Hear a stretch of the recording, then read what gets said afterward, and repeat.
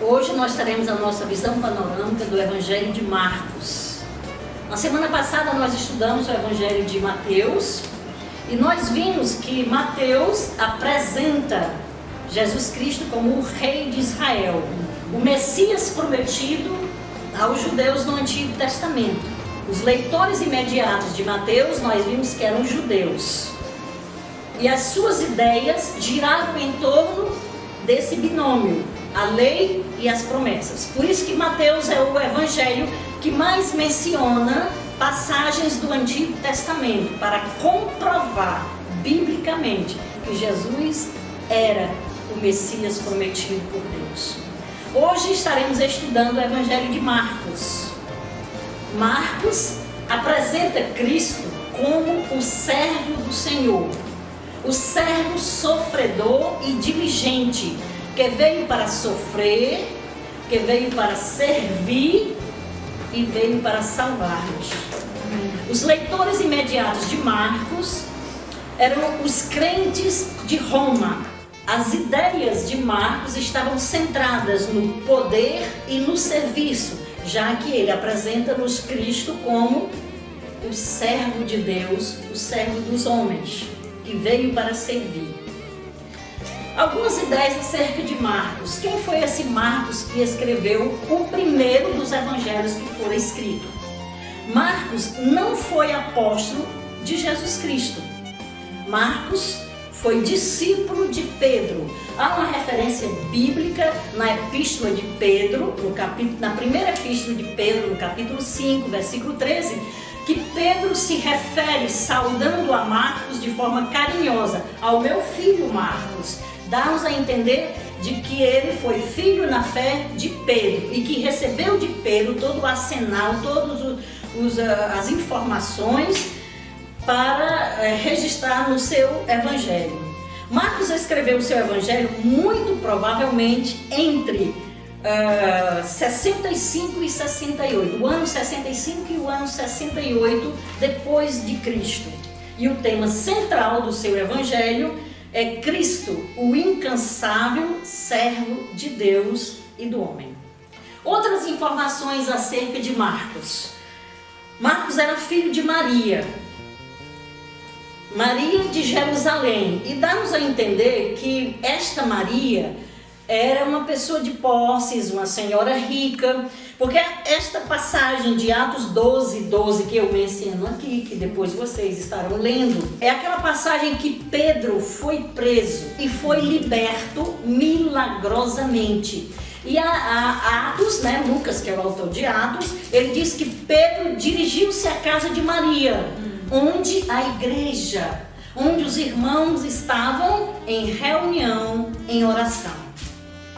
Marcos era parente de Barnabé. Ele uniu-se a Paulo e a Barnabé em sua primeira viagem missionária e afastou-se temporariamente de Paulo. E aqui eu queria destacar, isso está em Atos capítulo 15, eu vou pedir a Maria José para ler, Atos capítulo 15, 37 e 38, que fala da divisão da equipe, da desistência de Marcos. Marcos se afastou da equipe missionária de Paulo e Barnabé. A Bíblia não menciona por que razão ele teria desistido. Ele deixou Paulo e Barnabé em Perge. Pode ler, Maria José. Leitura de Atos, capítulo 15, versículos 37 e 38. E Barnabé aconselhava que tomassem consigo a João, chamado Marcos. Mas a Paulo parecia razoável que não tomassem consigo aquele que desde a Panfilha se tinha apartado deles e não os acompanhou naquela obra.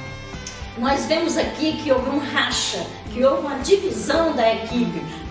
João Marcos, como era conhecido, afastou-se da equipe missionária. Ele havia deixado, não sabemos por que razão. E aqui Barnabé, mais uma vez, no momento em que Paulo diz assim: voltemos para confirmar os irmãos a quem nós temos dado o evangelho. Vamos ver qual é a situação daquela igreja. E Barnabé quer levar com eles novamente a Marcos. E Paulo diz: não, ele nos abandonou. Não. E Atos diz para nós que foi bem acirrada essa divisão, que Paulo foi firme e disse não. E houve aqui duas equipes missionárias. Paulo tomou consigo a Silas e Barnabé saiu com Marcos. E, como eu falei, foi um afastamento temporário.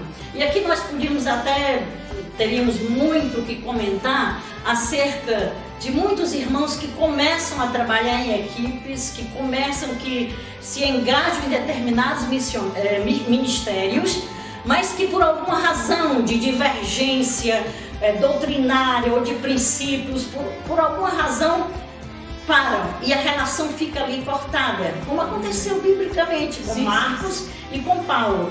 Mas, felizmente, a amizade de Paulo e Marcos foi restaurada, e restaurada de uma forma muito linda, que várias vezes Paulo menciona que Marcos era útil para ele, Marcos estava com ele. Se nós formos ler essa passagem de 2 Timóteo 4:11, Paulo está praticamente no fim da sua vida. Ele sabia que dentro em pouco tempo ele estaria sendo morto.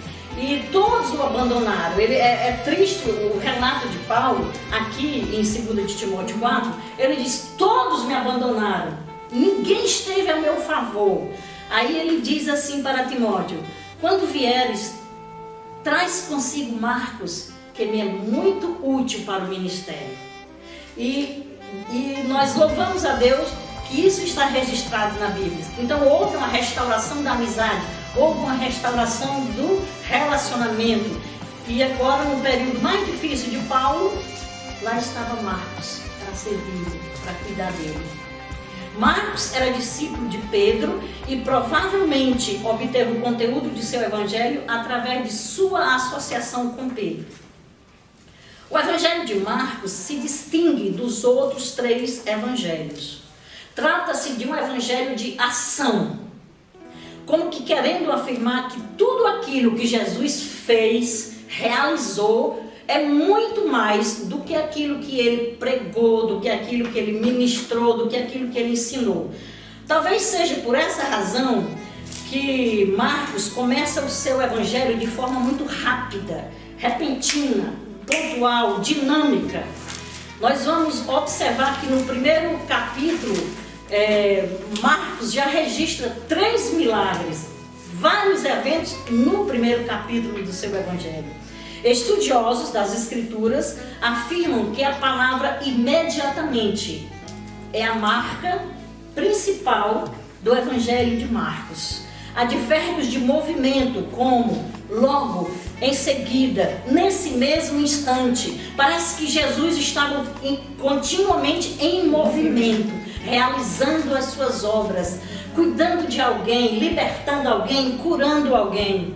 E registra-se 42 vezes estes advérbios de movimento no Evangelho de Marcos. Talvez Marcos querendo mostrar a urgência para se fazer, para agir. Nas palavras de Marcos, a vida de Jesus é descrita como sendo sempre cheia de muitas atividades. Marcos nos mostra que o tempo de Cristo, até o tempo de oração, muitas vezes era interrompido. Jesus se retirava para orar. Imediatamente alguém chegava e interrompia o seu tempo de oração. Era uma urgência, era uma necessidade, era uma súplica. Marcos nos diz que algumas vezes Jesus não tinha tempo nem de comer. Era muito ativista, né? Era muito dinâmico, né? Então Jesus não tinha tempo nem de comer. Isso está registrado em Marcos 3:20. Alguém pode ler?